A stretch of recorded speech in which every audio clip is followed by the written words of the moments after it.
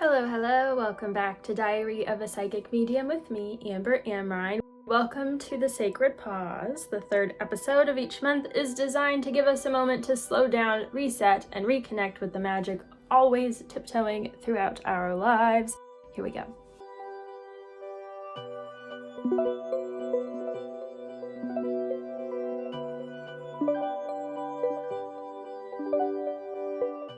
Alrighty, I'm excited for this one. So as always, I am going to share a magical moment from my month, a mindful recommendation I've been leaning on, and a much needed reminder to help us recenter our thoughts. We will then end with an itty bitty reset so you can step back into your life feeling clear, grounded, and connected to your own power as the rest of the month winds down. This can be done wherever, whenever, whoever. Let us begin. Okay, so starting with our story time. I have two stories for us this month, an ET story and a manifestation one. First, the ETs. I was going to sleep and I went to bed a bit later than I should have. So I called in the mantis to try to ensure I had the most restful, rejuvenating, nourishing night ever so that I would not wake up tired. Oh my goodness. And it's so silly. I told Rashad in the morning what I did, and he was like, why would you call on them? They're not the ones to call on if you want a good night's rest. That was a mistake. And I said, yes, it was, in fact, a mistake. The entire night, I had weird dreams about amputees and my limbs being changed, like I was Mr. Potato Head. The whole night I was in and out of sleep with these weird Mr. Potato Head dreams. And then finally, a second before my alarm went off, I heard someone yell, "The child is awake." And I opened my eyes because that woke me up, and then my alarm went off. And I was like, now I'm awake. I would have appreciated, even though it was one more second, I would have appreciated one more second of sleep. Anyways, so that's my ET story of the month. One other little thing that happened, if you get my newsletter, I am officially heading back to LA. I believe actually at the time this episode goes live, I will have already arrived. Now, this is something that my partner and I had been contemplating. There were certain opportunities that were coming up that were going to be bringing us to LA anyways, but we were thinking, oh, later in the year, not right now. And as I explained a few months ago on a Sacred Pause episode, this was actually about LA, even though I didn't explicitly say it.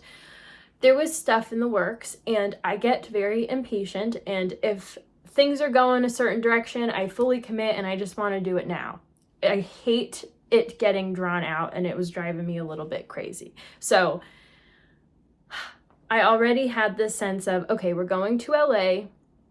I know that if I want this move to happen sooner rather than later, I need to really sink my teeth into New York City. I need to love it and feel it and apply myself.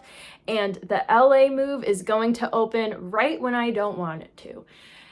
So I was like, okay, I'm going to apply myself. I've been doing so much more community stuff, getting together with friends. I've just been really soaking in the city. I already was doing that, but I'm really doubling down, and I'm really finally feeling like, okay, this feels good. I feel like this has a sense of home. To me, I'm feeling grounded and secure here. Everything's great. I could be here for years and I will be absolutely peachy. And then what happens? Boop, 2 weeks, we gotta go. So it hit out of left field. Did I manifest it? Yes. Did I know that I was not going to be happy when the door opened? Yes. And I am in fact feeling mixed feelings, but I am very excited nonetheless, and I will definitely be back to visit New York City very frequently because this is a very special place. But I'm also looking forward to going to a park without seeing a million people, having some peace and quiet. I'm just looking forward to a nice calm environment. Okay. All right, moving on. My recommendation for the month, this is also a very silly story. My recommendation for the month is tapping your solar plexus. Okay, so my partner and I, we roughhouse a lot. He does jujitsu. I don't, but I've always just liked to wrestle and play fight, I suppose. He has brothers. He grew up with two brothers, and they always wrestled a lot. And I don't know how this came about. But we were wrestling, and he said how he used to do I forgot the word. Headbutt is the word. He used to headbutt his brothers in their solar plexus really hard. That was his signature move. And so we were messing around, and he did it to me, but very lightly. And I don't know what happened, but it ignited this deep willpower. Oh my gosh, I can't even describe it. But the next day, I felt this heat coming from my solar plexus. He didn't injure me, just to be completely clear. He did it very gently. I'm talking energetically, somatically, okay? I felt this inner power really opening and radiating from my solar plexus. I felt confident in my purpose. It was very fiery, and I was ready to attack the day. And I was thinking, oh, that's interesting. So I experimented here, and I started to make a practice of every morning, tapping my solar plexus, just like you would with a drum, just little, just to kind of wake the area up. And I was feeling so grounded and in my power, pulled into confidence. It felt so good.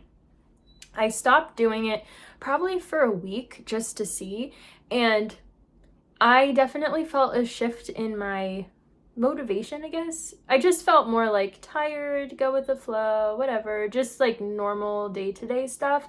And then I started to do it again where I tapped my solar plexus. I probably just do it 20 times. I clench my abs and then do little baby taps. I started doing it again, and that fire and presence came back. So do with this what you want. Obviously be gentle. There are a lot of nerves in that area. We're not doing anything crazy here, just little tapping wake ups, but it has been waking up something deep.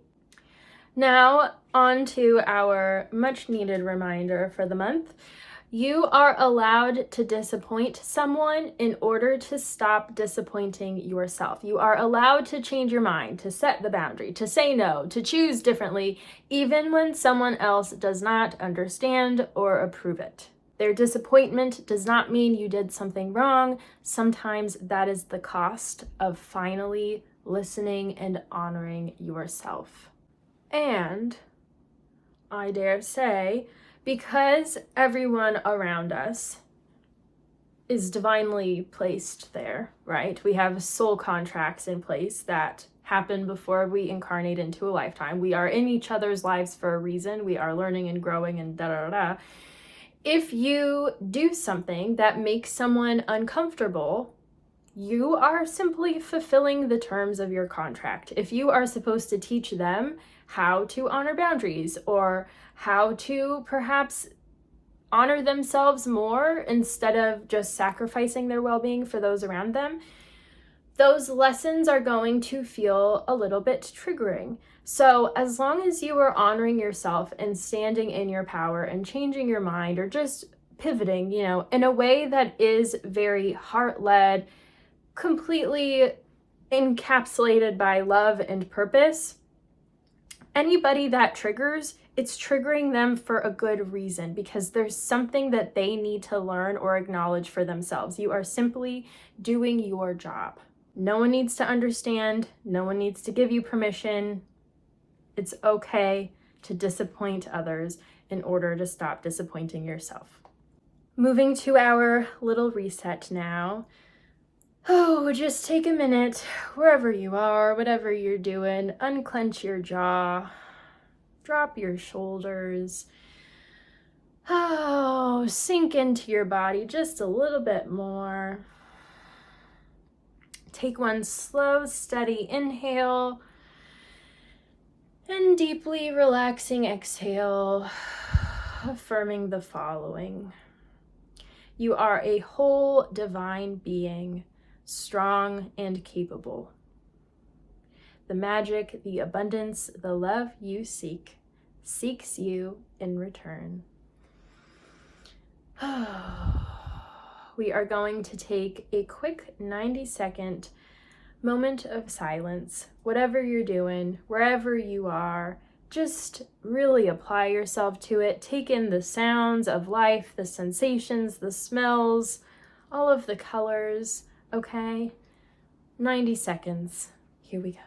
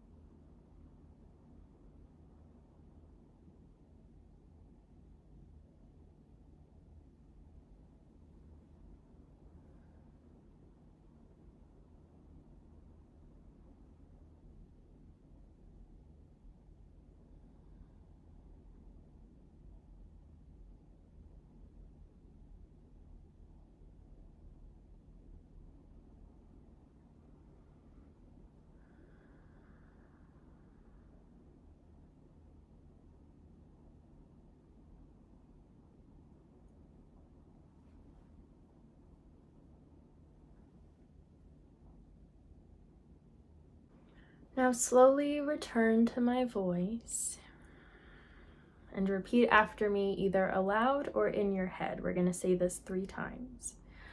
I am present. I am grounded. I am exactly where I need to be. I am present. I am grounded. I am exactly where I need to be. I am present. I am grounded. I am exactly where I need to be.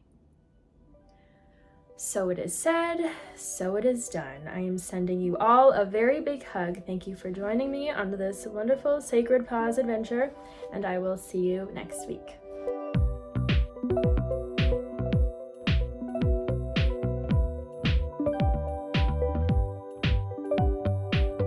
Thank you so much for listening to Diary of a Psychic Medium with me, Amber Amrine. To learn more about me, book a session, learn about my mentorship program, all that good stuff, you can visit channelwithamber.com. Follow me on Instagram at channelwithamber. Special thank you to Unicorn Heads for my theme song, A Mystical Experience. I'll see you next time.